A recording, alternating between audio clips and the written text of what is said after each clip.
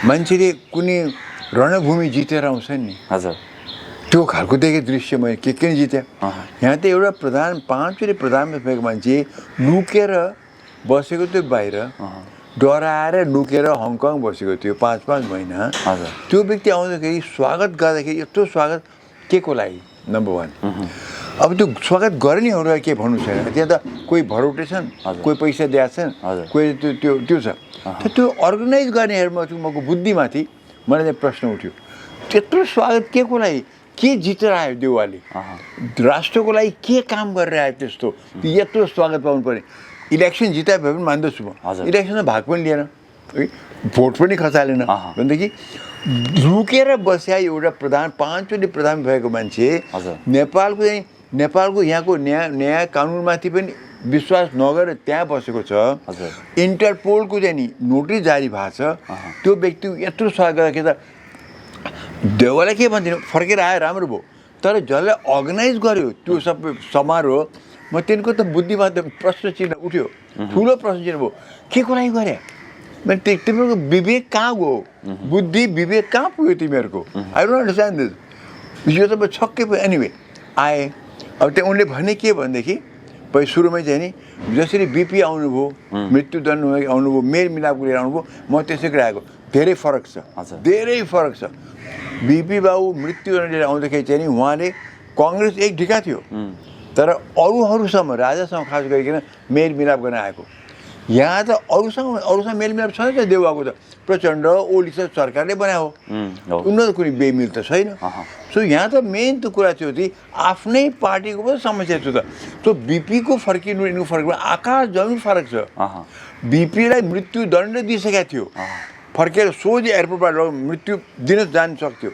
यिनको त्यो सब केही पनि छैन उनले मैले त भने कि तपाईँलाई त्यो समात्दैन यहाँ मिलो नभइकन फर्केको छैन अब त्यहाँ पहिले सुरुमा चाहिँ नि आउने बित्तिकै भन्यो म त बिपीले फर्काए जस्तो आएको भन्यो अब त्यो देख्यो भिडभाड एकदम गजब हो अनि उहाँ पुग्दाखेरि त त्यो मान्छे सियो त अजिङ्गर भइसक्यो अब मलाई कसले के पो गर्न सक्छ र भनेदेखि अनि कति छिटो मान्छेको चाहिँ नि यो के शक्तिको प्रदर्शन हुँदो रहेछ भनेदेखि कुरा त्यो हिजोमादेखि अचम्म लाग्यो मलाई आयो राम्रो भयो तर त्यो चाहिँ दृश्य हेर्दाखेरि मलाई अचम्म लाग्यो नेपालीको बुद्धि कहाँ पुग्यो भनेर लाग्छ कि मलाई चाहिँ जस्तो त्यो 4-5 हजार कार्यकर्ता एयरपोर्टमा कसले उतार्यो भन्नाले पैसा दिएर उतार्ने कुरा गर्नुभयो क्या तपाईँले हो र त्यस्तो हुनसक्छ यो त्यो कति उतार भन्न सक्दिनँ तर हामीले त धेरै यस्तो देखिसक्यौँ डेमोन्स्ट्रेसन धेरैमा त पैसा दिन्छन् पैसा धेरै उतारेको हुन्छ धेरैमा हामीले कति आफै देखाएको छौँ नि त हामीले आफ्नो गरेकोमा त्यो छैन हाम्रो नागरिक समाजको गर्दा छैन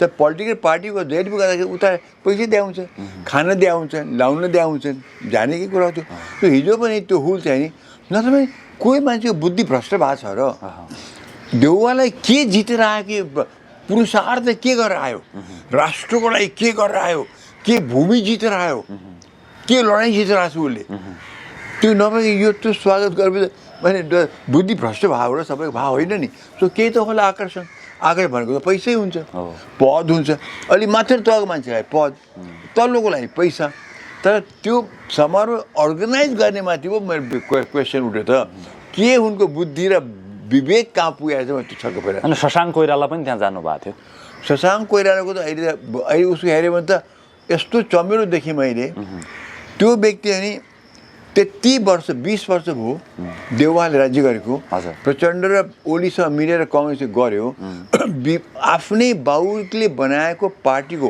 बेसिक सिद्धान्तको खिलाफ गएर चाहिँ नि देउवाले गएको बेलामा उनी देउवालाई साथ दिँदै गयो बिपी पुत्र भनेर के गरे बिपीको चाहिँ सिद्धान्तिक पुत्र त होइन रहेछ नि त भन्छ कोही मान्छे मानसिक पुत्र भन्छ नि कसैलाई सैद्धान्तिक पुत्र त होइन रहेछ नि शारीरिक पुत्र होला सैद्धान्तिक होइन रहेछ देउवाले त्यत्रो चाहिँ नि बिपीको सिद्धान्त लत्याउँदाखेरि चाहिँ नि उसले साथ दिएर हिँड्यो शेखरले गरेको थिएन लास्टमा गएर मात्रै शेखरले त्यो लास्ट 100 मिटरको म्याराथनमा 100 मिटर मात्रै उसले धोका दिएको नत्र पनि शशाङ्क अब यो शशाङ्क अचम्मै छैन शशाङ्कको कुनै सिद्धान्तै रहेछ शशाङ्क बाबुको नाम उसले चलाएको छ तर त्यो हेर्नुहोस् ब्याङ्क ब्यालेन्स छ नि कसैको ब्याङ्क ब्यालेन्स छ भने खर्च गर्दै सिद्धिन्छ कहीँ हाल्नु पनि पर्छ नि शशाङ्कले के हाल्यो बाबुको त्यो दिएको उसलाई इज्जतमा त्यो सम्मान जुन पाइरहेको छ बिपीको नामबाट त्यसमा सजाय थप्यो के त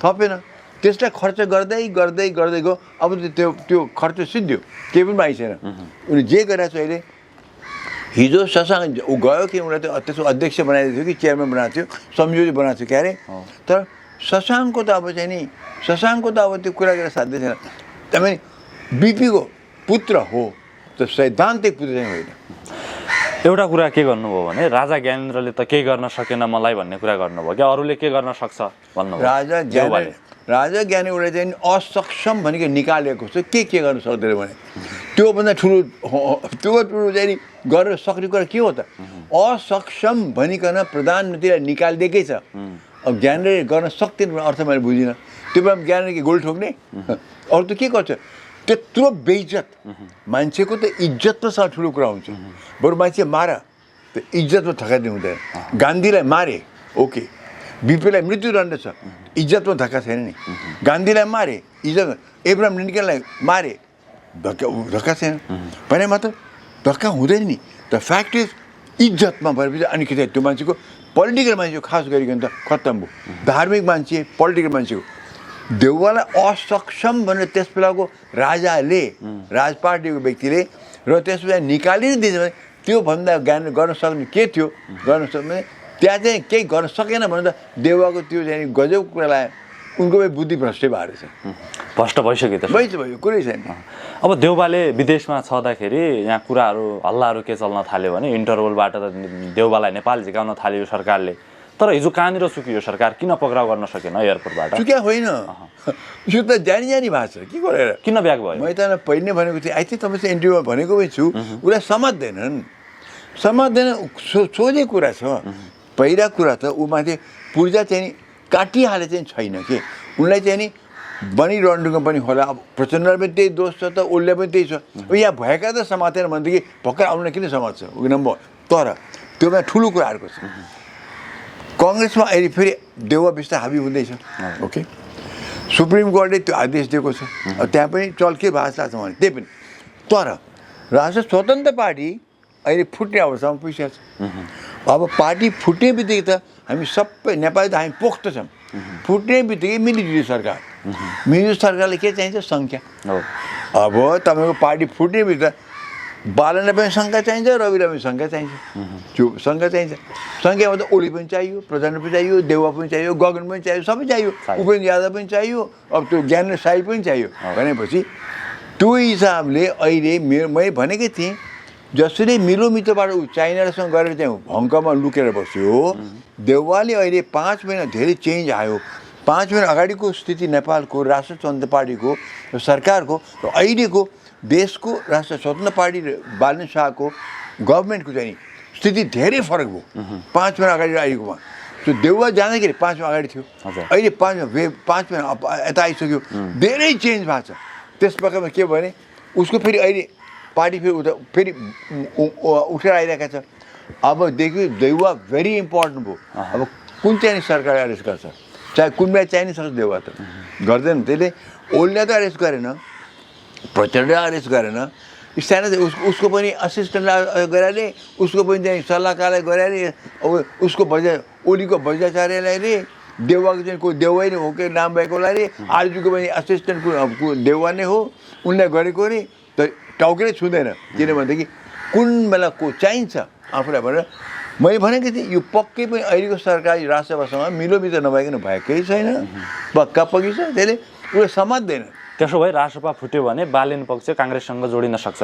मैले त्यही देखाएको छु एकातिर म के देख्छु भने यसो सङ्केत हेर्दाखेरि चाहिँ नि अब कति ठिक छु म थाहा छैन हजुर मैले मिडियाकै भर हो म देख्छु maybe Rabi Lamichhane as a पार्टीको अध्यक्ष क्रिएट गर्यो पार्टी बनायो उसलाई पार्टीको चाहिँ नि सिद्धान्तमा अड्या छ राष्ट्रसभाको जे सिद्धान्त भए पनि त्यसमा केही त अडिक छ नि यो आधारमा पार्टी बनायो भनेर होइन बालना त्यो छैन त्यसै गरेर अहिले कङ्ग्रेसमा जो देखिएको छ गगन थापा ग्रुप सिद्धान्तमा अड्या अब बिपीको सिद्धान्त उसले नै सरक क्लियर गएको छ यो पक्षमा त सिद्धान्तविहीन देउवा त सिद्धान्तविहीन त्यो ग्रुप पुरा सिद्धान्तविहीन बिपीको सिद्धान्तविहीन सो सिद्धान्तविहीनको पार्टी पार्टी रहँदैन। अब बालन शाहको पनि कुनै सिद्धान्त छैन, किनभने कुनै पार्टीकै होइन। देउवाको ग्रुप पनि बिपीको सिद्धान्त विहीन छ। सो सिद्धान्तविहीन मिल्न सक्छन्, सिद्धान्तवादी मिल्न सक्छन्। सो मैले हेर्दाखेरि कतै रवि र गगन, बालन र देउवा कति त्यो त कम्बिनेसन आउँदैन छैन यहाँ। सो चाहिँ यो कहाँबाट कुन कम्बिनेसन हो, अब त्यहाँ पट्ट ओली कहाँबाट आउने हो, त्यहाँ पट्ट प्रचण्ड कहाँबाट आउने हो, त्यो अर्कै कुरा छ। तर मिलिजुली सरकारको लागि चाहिँ अब मल जल ठिक्क भएको छ।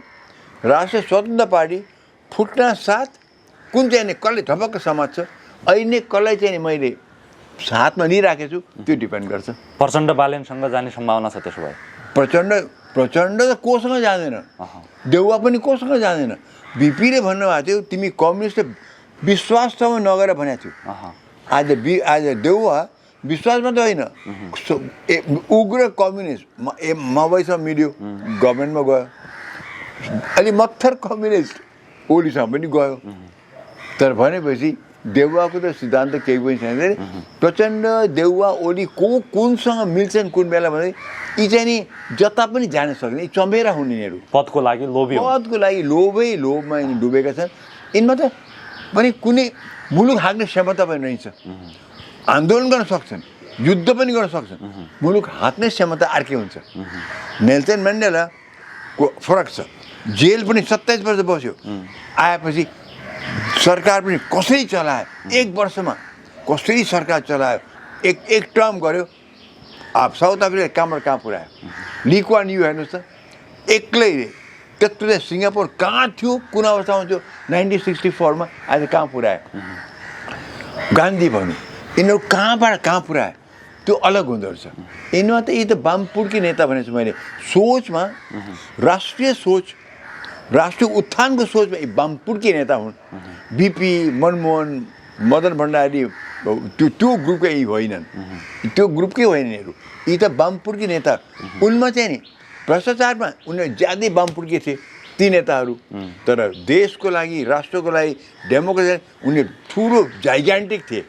यिनी चाहिँ नि राष्ट्रको लागि, जनताको लागि वामपुर्की छन्, सोच भ्रष्टाचारको लागि चाहिँ एक जाइग्यान्टिक छन्। त्यो धेरै उल्टो छ। अब काङ्ग्रेसमा 2वटा सभापति भएका छन्। इतर समूहले कार्यकक्ष नै बनाएको छ कि सभापति शेरबहादुर देउवा भनेर। अब गगन थापा त सभापति नै भइहाले, निर्वाचन आयोगले तोकिसकेको।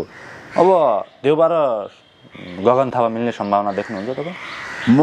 अब हेर्नुहोस्, हजुर, अब यही हो कुरा। मिल्न सक्यो भने पनि त्यहाँ त्यो मिलन चाहिँ हुँदैन, त्यो नक्कली मिलन मात्रै हुन्छ। अब सुप्रिम कोर्टको अब फैसलामा डिपेन्ड गर्छ धेरै कुरा। अहिले मैले देखेँ सुप्रिम कोर्ट यो अहिले जुन यो पुनर्अवलोकन गरेर भन्यो नि, त्यहाँ नै चाहिँ नि म देख्छु चलखेल भएको छ। किनभने त्यो अब बालनले निजी नियुक्ति गरेको चिफ जस्टिस छन्, निजी 3 जनालाई सुप्रिम सिट गरिकन चाहिँ नि आएको छ, त्यो बालनको मान्छेको। अब उसले पैसा त्यहाँ के दिन्छ भन्ने कुरा हो, तर पैसा दियो। अहिले हेर्दाखेरि त देउवा उता मिल्ने हो कि भनेर पैसा दियो हो कि। अर्कोमा सुन्यो 3 जनामा एकजना चाहिँ नि कङ्ग्रेसको इतर पक्षको चाहिँ नि नेताको चाहिँ नि को साडु भयो कि के भयो पर्छ अरे। थर्ड व्यक्ति पनि लगभग त्यस्तै खालको छ अरे। भनेदेखि त्यो हो भने त मेरो मितोमा चाहिँ यो भएको छ। पुनरमा किन जानु पर्थ्यो? इलेक्सन कमिसन मानिसकेको छ, सुप्रिम कोर्ट फैसला आइसकेको छ, किन जानु पर्थ्यो? ओके भन, त्यहाँबाट सङ्कात उत्पन्न भइसक्यो मलाई। त्यही पनि यी 3 जनाले फेरि हेर्ने होइनन् रे। तर अब नेक्स्ट इजलास तोक्ने त सुप्रिम कोर्टको चिफ जस्टिसले हो। उसले यो गर्यो भने त उसले यहाँ पनि मिलाउन सक्छ। त्यो मिलाउनु हो भने त हामीले बुझिसक्यौँ पैसा कता जान्छ। अब गएन भनेदेखि म भन्छु सुप्रिम कोर्टलाई धन्यवाद दिन्छु कि तिमीले जेन्युनली माने कानुन न्यायले टेक्यो। तर शङ्का त मलाई के छ भने यो पैसा हेर्दाखेरि त पक्ष त देउवालाई दिने पक्ष देखिसकेँ मैले, यहाँ मेरो मितोमा देखिछु। तर अब यो भन्दाखेरि मानहानीमा नहोस्, तर हामीले सुप्रिम कोर्टको पैसा माने जे भन्छन् नि मान्दैन भन्न पाइँदैन अरे, तर चित्त बुझ्न भन्न पाइन्छ अरे। अहिलेको पैसामा चित्त बुझाएको छैन, मलाई पटक्कै चित्त बुझाएको छैन। मलाई लाग्छ मिलो मितो भएको छ। सभापति देउवा हुने सम्भावना छ डेफिनेटली। अहिलेको रवाई हेर्दाखेरि देउवा फर्किने चान्स राम्रै छ। त्यो हुने बित्तिकै चाहिँ नि फेरि अब कता पनि कङ्ग्रेस आएकै पावरकै पुजारी हुन्। अब सरर गगनबाट सरर उता जान सक्छन्। तर जेन्युन सुप्रिम कोर्टले पक्षपात नगरिकन कानुन न्यायमा टेकिकन मुद्दा नै को आधारमा गऱ्यो भनेदेखि त गगन थप हट्ने चान्सेस छैन। सभापति देउबा भएको खण्डमा काङ्ग्रेसको भविष्य के हुन्छ त्यसपछि? खतम। अहिलेसम्म कङ्ग्रेसको के अवस्था छ? कसले गरेको थियो? एक देउवाले गरेको थियो। देउवाको यो सानो समूह किचन क्याबिनेटले गरेको थियो नि। होइन, त्यो थाहा त तिनीहरूलाई पनि होला नि, खतम हुन्छ यो भविष्य भनेर। त उनीहरूलाई थाहा 20 वर्ष थाहा थिएन। राज्य कसले गर्यो 20 वर्षदेखि? देउवा र प्रचण्ड, देउवा र ओली र प्रचण्ड, यही हो तीनजना। मैले त 3 टाउके राक्षस भनेको छु नि त। 3 टाउके राक्षसलाई नेपाल खाएकै हो नि त कम्प्लिटली। त्यो देउवाले त विचार गर्नु, कमसेकम ओलीको त एमालेमा केही सिद्धान्त छ, माओवादीको केही सिद्धान्त थियो, तर अब उसले त पार्टी नै खत्तम पार्यो। त्यही पनि विप्लवले सिद्धान्त बोकेको छ नि त। हाम्रो विप्लवले, गजुरेलजीले, हाम्रो वैद्यजीले त सिद्धान्त बोकेको छ नि त। त प्रचण्डले पो छोड्यो त। त्यो पार्टीमा सिद्धान्त हुनुपर्छ। यो कङ्ग्रेस देउवाको पार्टीको त सिद्धान्तै छैन। अब त्यो सिद्धान्त छ देखाउनलाई शशाङ्कलाई चाहिँ फ्रन्टमा ल्याइदिए। त शशाङ्क शरीरको हो, बिपीको हो, सैद्धान्तिक होइन। भन्दाखेरि सिद्धान्त विहीनको पार्टी नै हुँदैन। त्यसैले देउवा फर्क्यो भनेदेखि पार्टी खत्तम नै हुन्छ। अहिले बताइन्छ देश के हुन्छ फेरि? देशलाई के हुँदैन? देशमा त राष्ट्रिय सद्भावनाले काम गरेकै छ। उसले चाहिँ राम्रो काम गरोस्। हामी थाहा छ कि फुट्दै गइरहेको छ। त फुट्न गए पनि सङ्ख्या त ठुलो छ। फुट्न गए पनि मिलिजुली गरे पनि आशा गरौँ कि कतै न कतै त बत्ती त बल्ला नि। अब यत्रो म्यान्डेट दिएपछि त सके त नफुटुन्। तर नफुटे पनि देशलाई त सही दिशामा त लगुन् नि। त्यहाँ त गाछ छैन। तर बालेनले एउटा अस्ति स्ट्याटस हालेका थिए, म एक्लै लडिरहेको छु भन्ने कुरा गरेका थिए क्या। त्यसो भए यो फुटिरहेको सङ्केत देखाउनु भएको? यस, तपाईँ एक्लै हिँड्नुहुन्छ भनेदेखि एक्लै त महसुस भइहाल्छ नि। बालनले मैले अहिले उसलाई सोध्छु क्वेसन, तिमी कतिचोटि पार्टीको अफिसमा गएर पार्टीसँग बसेर सल्लाह गर्यो? माने ठुला नेताले पनि, प्राइम मिनिस्टरहरूले पनि, अरू मुलुकमा पनि आफ्नो पार्टीको अफिस जान्छन्। त्यो कुनै त्यो तल झर्या हुँदैन। इज्जत गर्छन्, पार्टीमा जान्छन्, बस्छन्, कार्यकर्ता बस्छन्, कुरा गर्छन्, छलफल गर्छन्। तिमीले कतिचोटि गर्यौ त्यो? पार्लिमेन्टलाई तिमीले व्यवस्था गर्यौ। पार्लिमेन्ट 181लाई त तिमीले व्यवस्था गर्यौ आफ्नै पार्टीको लागि। तिमी पार्टीमा गएकै छैनौ। अनि तिमी एक्लै पऱ्यो भने के भनेको थियो? एक्लै डोजर चाउँदाखेरि रविराम चाहिँ भनेका थिए इलेक्सन अगाडि, डोजर चाह्यो भनेदेखि म त्यसलाई रोक्छु भनेर भनेका थिएँ। डोजर बालनले चलाउँदाखेरि डाइरेक्टली प्रधानमन्त्री अर्डर छ त्यहाँ। प्रधानमन्त्री हुने बित्तिकै बालनको पहिलो आदेश चाहिँ नि सबै सुरक्षाकर्मीलाई बोलाइकन त्यो चलाउ भनेको छ। त्यो बेलामा के त बालन रविसँग सल्लाह गर्यो त? पार्टीको सल्लाह गर्यो त? गरेन। पार्लिमेन्टमा आएर जताभावी बोल्यो कि हामीले भारतको भूमि मिच्या छ भनिदियो। सल्लाह गरेर गरे हो त? ओके। अहिले जथाभावी धरपकड छ। पहिले समात अनि शोध, अनि सुप्रिम कोर्टले छोडिरहेको छ। जहाँ पनि पहिले समातिहाल अनि छोड्ने, यही भइरहेको छ। अब हुँदा अहिले बालन शाहको चाहिँ नि खालि व्यापारी, उद्योगपति र ब्याङ्करलाई मात्रै समातिरहेको छ। भने यो त सफ्ट कर्नर भयो नि। विचार कुनै पार्टी छैन, केही छैन। त्यसो गर्दाखेरि लगानी कहाँबाट आउँछ? देश त खत्तम अवस्थामा गएको छ। त्यसलाई के पार्टीले सल्लाह गर्यो त? अब तिमी केहीमा पनि सल्लाह नगरी आफू चल्ने, एक्लै चल्ने। मेयरको टाइममा जे गरे त्यही नै गर्ने। मेयरको टाइममा पनि 26 जना वडा अध्यक्ष सल्लाह छैन, डेपुटी मेयरसँग सल्लाह छैन, बोलचाल पनि छैन। भनेपछि अहिले तिमी चाहिँ म एक्लै परेँ, एक्लै हिँड्यो भने के अर्थ हो? अर्थ के? एक्लै हिँड्छौ भने एक्लै हिँड्छौ तिमी, एक्लै पढ्छौ तिमी, भएको त्यही छ। बालन शाहले पार्टीसँग त्यो पार्टी के होस् त? पार्टीमा ऊ हुँदै होइन। ऊ पार्टीको त ऊ मेम्बरै होइन। कुनै पार्टी चलाएकै छैन, उसले हाँकेकै छैन। राष्ट्रिय स्वतन्त्र पार्टी त निगाहले चाहिँ नि रविराम शाहले वरिष्ठ उपाध्यक्ष के भनिदियो, वरिष्ठ नेता भनिदियो। अब त्यो त रविराम शाहको मूर्खता थियो, उसले गर्यो। अब चाहिँ बालन शाह चाहिँ किन त्यो पार्टीलाई किन वास्ता गर्छ? रविलाई जति माया हुन्छ, स्वर्णिम वाग्ले जति माया हुन्छ, त्यो मनिष शाहलाई जति माया हुन्छ, त्यो संस्थापकलाई जति माया हुन्छ नि, त्यो भर्खर आएका पद पाइसकेर के को माया? भोलि आँप चुसेर चाहिँ कुया फ्याँके जस्तो हुन्छ त्यहाँ त। यिनलाई चाहिँ त्यो होइन। यिनलाई चाहिँ पार्टी कसरी बचाउँ?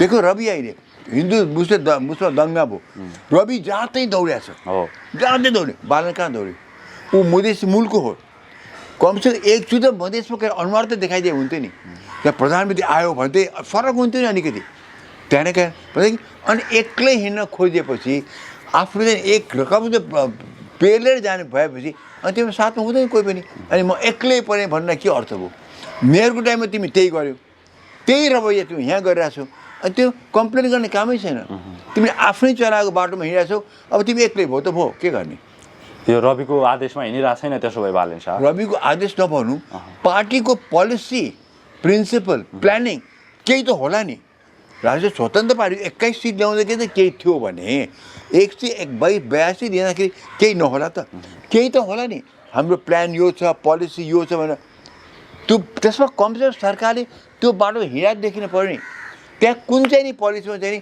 सबै ब्याङ्करलाई मात्रै समात उद्योगपतिलाई मात्रै समात व्यापारीलाई मात्रै समात र गरिबमा जनता गरिबमा गरिब दुखीमाथि दोजे चलाऊ महँगी नियन्त्रण नगर ग्यासको अभाव हुन नदेऊ ग्यास अभाव हुन देऊ भने कहाँ भनेको छ त्यसमा के वास्तव छैन यत्रो महँगी छ यत्रो मिसावट छ यत्रो ग्यासको महँगी छ त्यसलाई केही त गर्न पर्यो नि केही गरेकै छ राम्रोसँग अनुगमन नि गरेको छैन गरेकै छ अब भन्नु एक्जाम्पल दिउँ सरकारले यत्रो म्यान्डेट पाएर आएको सरकार अब राष्ट्रिय स्वतन्त्र पार्टी संस्थापना परेको होला हामीले केही त गर्नु पर्यो मुलुकको लागि अहिले मैले हेरेको छु कि आजको दिनमा सरकारले तत्काल गर्नुपर्ने एउटा कुरा के छ भने ग्यासको अभाव छ नि तत्काल चाहिँ नि बिजुली फ्री गरिदियो 80 युनिट यसो विचार गरेर मध्यमवर्गीय फ्यामिलीसम्मलाई चाहिँ नि कति युनिट खर्च हुन्छ खाना पकाउन बिजुली बाल्न अब वाटर पम्पहरू चलाउनलाई हिसाब गरेर यो टिभी चलाउनलाई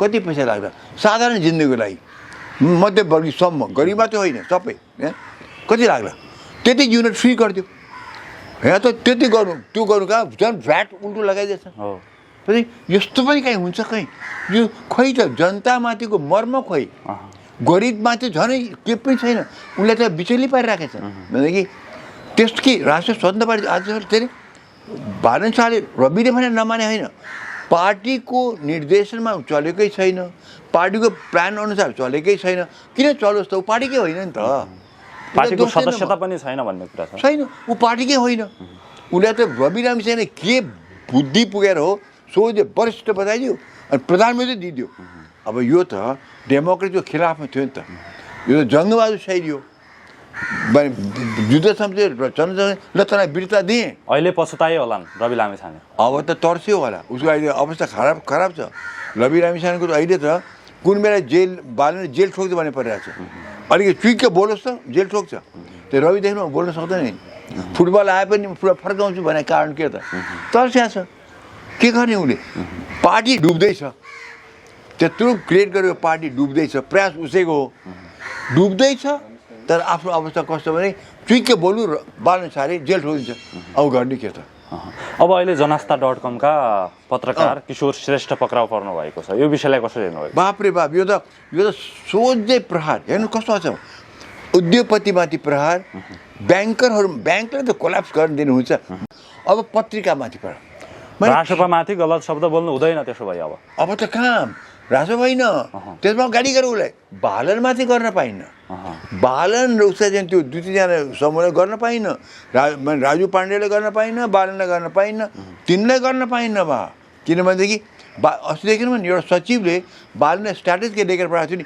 समात्यो नि बेलुका मात्रै छोड्यो नि हो न राष्ट्रिय स्वतन्त्र पार्टीपट्टि बालनको कुनै माया छैन हेर्नुहोस् मतलब छैन तर आफ्नो चाहिँ छ त्यसैले बालनमाथि उसका त्यो सानो कोटडी छ नि तिनीहरूमाथि खतरनाक भए पनि त्यसको लागि हो डेमोक्रेसीमा त्यत्रो म्यान्डेट दिएको प्रहार नै गर्ने चाहिँ नि माथि पत्र पत्रिकामाथि न्युजमाथि यो त इन्दिरा गान्धीले इमर्जेन्सी लगाउँदाखेरि ग्रास जस्तो पो कुरा भयो त्यहाँ त्यति मात्र कहाँ हो र 2-2 चोटि राति बिहान मध्यराति पनि छापा हानेको छ कि घरमा समेत छापमा मारेको छ ल्यापटप कम्प्युटर बरामद गरेको छ यो विषयलाई कस्तो अन्याय यो त अन्याय यो भर्त्सना गर्नुपर्छ यसमा हामी खेद मात्रै होइन भर्त्सनै गर्नुपर्छ यस्तो रवैया पार्लियामेन्टमा उठिकन चाहिँ नि मैले अहिले मैले हेर्दाखेरि त यो सबै भएपछि बालन शाहले त अब त्यहाँ प्रधानमन्त्री पद सम्हालिरहनु त ठिक चाहिँ छैन बा राजीनामा देऊ त भन्दिनँ तर ऊ लायकको चाहिँ रहेछ उसको चाहिँ विचारै चाहिँ नि प्रधानमन्त्रीको त्यो सोच विचार अब कसरी होस् त कुनै पार्टीमा थिएन कुनै पार्टी चलाएको छैन कुनै मन्त्रालय कहिले हाँकेकै छैन पोलिटिक्समा साँच्ची पनि त्यो मेयरको पद लिएर 2 वर्ष बस्नु भयो त केही पनि गरेको छैन सडनली प्रधानमन्त्री हुँदाखेरि त म उसलाई दोष पनि दिन्न अनुभवै छैन मैले त पहिल्यै भनेको थिएँ अनुभवहीन व्यक्ति प्रधानमन्त्री भएको छ अब अनुभवहीन त भएको भए लाचार हुन्छ यहाँ त झन् सिङ्गो पो निस्क्यो त पत्रकारलाई पनि थुन्ने ब्याङ्करलाई पनि थुन्ने उद्योगपति व्यापारी सबैलाई थुन्ने हुँदा गरिबमा गरिबलाई पनि डोजर चलाउने महँगी चुलिन दिने आफू धनी छ मैले देखेँ यो सरकार धनीको सरकार सबै त्यहाँ मन्त्रीहरू धनी नै छन् सबै धनी छन् त्यहाँ सबै करोडपति भन्दा बढी सबै कोही कम छैन भनेदेखि यिनलाई चाहिँ गरिबको के माया छैन नि त्यसैले यिनलाई कुनै गरिबको माया पनि छैन तर प्रधानमन्त्रीको नाताबाट कमसे प्रधानमन्त्रीको भव्यता देशको सोच गरिबको सोच अर्थतन्त्रको सोच त हुनु पर्यो नि अब यहाँ पनि लगानी कसले लगानी भित्राउँछ लगानी भित्राउनेहरूले त पहिले हेर्नु मुलुकको के छ हाम्रो सिक्युरिटी कति छ के छ सिक्युरिटी ब्याङ्कलाई गइरहेको छु अब लगानी विदेश गरे जर्मनीसँग झगडा परिसक्यो यी पासपोर्टमा जर्मनीसँग झगडा परेको जर्मनी झन्डै मुद्दा हालेको थियो कति $1 मिलियन है सो हामीले जर्मनीसँग गभर्मेन्टसँग हामी झगडा गरिसक्यौँ यहाँ उद्योगपतिहरूलाई हामी थुनिसक्यौँ ब्याङ्करमाथि अट्याक गरिसक्यौँ अनि फेरि हामी भन्छौँ चाहिँ लगानी देऊ हो सरिम वाग्ले अस्ति बोले लगानीको लागि एकदम वातावरण एकदम राम्रो छ देखाउ मलाई वातावरण राम्रो भएको म त यो भन्छु लगानी हाल्नेले बेकुफ छन् करोडौँ रुपियाँ हाल्ने अरबौँ रुपियाँ हाल्ने बेकुफ छन् अब त बिजुलीको गर्नुहुन्छ प्रोजेक्टमा पैसा हाल्नुहुन्छ त्यो स्थानीयहरू गर्न दिन्नन् त्यता सरकारको ध्यान छैन त्यहाँ स्थानीयले किन गर्न दिएनन् कसरी मिलाउने यो कुरा त्यहाँ ध्यानै छैन त्यहाँ गएर बसेर स्टडी गरेर के गरे ठिक हुन्छ किन यो नेपाल व्याप्त छ के जसले पनि बनाउनु खोज्छ बनाउनु दिन्न पैसा निकै डुब्दै जान्छ ब्याजमाथि ब्याज थपिन्छ अब त्यसलाई पनि ध्यान छैन के ध्यानै छैन कतै पनि त्यसले अवस्था नाजुक छ नेपालको अहिले मैले देखि चाहिँ बालन शाह प्रधानमन्त्री पद सम्हाल्न चाहिँ नि सक्ला जस्तो मलाई लाग्दैन अब राष्ट्रपतिका सांसद खगेन्द्र सुनारले आइजिपी दानबहादुर कार्कीमाथि एउटा गम्भीर आरोप लगाएका छन् आइजिपीको निवासबाट 3 करोड रुपियाँ चोरी भएको छ भन्ने कुरा खुलाएका छन् यो विषयमा तपाईँ के भन्नुहुन्छ अचम्म लाग्यो मलाई एउटा सांसद चाहिँ गएर आर्मीको वर्दीमा युनिफर्म भएकोलाई चाहिँ नि गएर धम्क्याउँछ तर्साउँछ म बालनको मान्छे आदेश ल्याएर आउँछ अर्को सांसद गएर चाहिँ नि त्यो कमिटीमा चाहिँ नि प्रहरीको प्रमुख के देशको प्रमुख डाइरेक्टली चाहिँ उसले चाहिँ नि त्यहाँ तिमीले पैसा यति खान्छ भन्छ के कुरा प्रमाण देखाउनु त त्यो गर्न पाइन्छ यसरी यो के यो प्रमुख बाबा उसको मनोबल के होला त्यो भित्र आइजी गएको छ नि त्यहाँ त्यो मान्छे सिधा सादा मान्छे हो त्यो सिम्पल मान्छे हो त्यो उसलाई त्यस्तो कमिटीमा यसले यस्तो चोरी गरिरहेको छ भनिदिएपछि त्यो आइजीको भोलि मनोबल के होला भन्नुहोस् मलाई साना दर्जाका प्रहरीको मनोबल कहाँ खस्केला खत्तम अब त अलि माथिल्लो आइजी पुलिसले उसले अट्याक गर्न सक्छन् तल्लोको लागि चाहिँ अब उसलाई त यो गर्छ हामीले के गर्ला भनेदेखि प्रहरी कहाँ हो आर्मी त ठोक्छ भा आर्मीले तिमी चलाऊ उसले चलायो राजु पाण्डे अनि पछि कुहाँ रोयो नि तर्सेर रोएको थियो कुनै प्रस्तावबाट रोएको होइन थियो तर्सेको हो त्यो आर्मीले चलायो अब तर बिचरा पुलिस चाहिँ नि डाइरेक्टली गृहमन्त्री अन्डरमा छ आइजिपी रुन बाध्य भएको हेर्नु आइजिपीलाई हेर्नुहोस् त त्यसो भन्न पाइन्छ कस्ता चाहिँ नि यो के भन्नु नि घमण्डी भन्नु कि बुद्धि नभएका भन्नु कि राष्ट्रको सोच नभएका व्यक्ति भन्नु कि अनि त्यो चट्ट उठेर पनि भाग्छ बोल्छ कसैको जवाब नसुनेको चट्ट भाग्छ बा यो भौगोपन उता आरोप त्यत्रो लगाउँछ प्रमाण दिँदैन भाग्छ त्यो गर्न पाइन्छ अहिलेको संसारमा यस्तो छ्यापछ्याप्ती मिडिया भएको ठाउँमा चाहिँ नि सञ्जाल भएको ठाउँमा आरोप लगाएपछि त्यो त व्याप्त जान्छ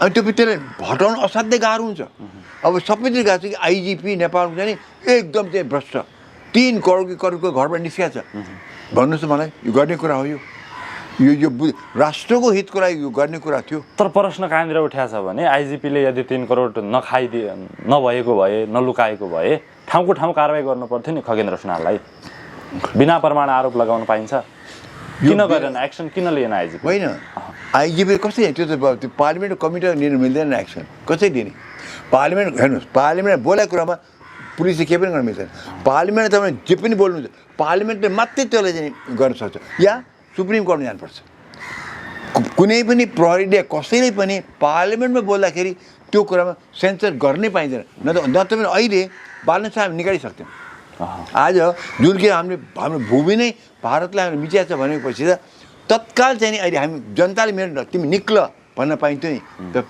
पार्लिमेन्टमा बोलेको कुरामा हामी तत्काल बोल्न पाइने पार्लिमेन्टमै बोल्नुपर्छ तिनै रियाक्सन दिनुपर्छ केही लागेन भने सुप्रिम कोर्ट जानुपर्छ तर आइजीले चाहिँ यो मेरो आरोप लगायो मैले समात्छु भन्नै पाइँदैन के उयो सांसद हो त्यो पनि पिएससीको त्यो पब्लिक अकाउन्ट्स कमिटीमा उसले बोलिरहेको छ त्यो गर्न पाइँदैन त्यो त फेरि त्यो फेरि अर्को एउटा गलतको लागि अर्को गलतले चाहिँ त्यो साम्य हुँदैन एउटा गलतको लागि चाहिँ गलतले साम्य हुँदैन खगेन्द्र सुनारले माफी माग्नुपर्छ त्यसो एब्सोल्युट होइन उसले प्रमाण दिनुपर्छ प्रमाण दिन सकेन भनेदेखि उसले माफी माग्नुपर्छ त्यो माफी पब्लिकलाई पनि माफी आइजीलाई पनि माफी गृह मन्त्रालयमा पनि माफी दिन माग्नुपर्छ र पार्लिमेन्टमा माफी माग्नुपर्छ तर नेपालमा त्यो चलन छैन याद छ तपाईँलाई गगन थापा र लेखकले एक जमानमा रवि लामिछानेमाथि हामी पुरा हामी चाहिँ नि प्रमाण छ हामी चाहिँ नि यो भने प्रमाण देखाए त अहिलेसम्म तर माफी पनि मागेको छैन नि त अहिलेसम्म मागेको छैन नि त भनेदेखि हामीले त्यो चलन रहन्छ कि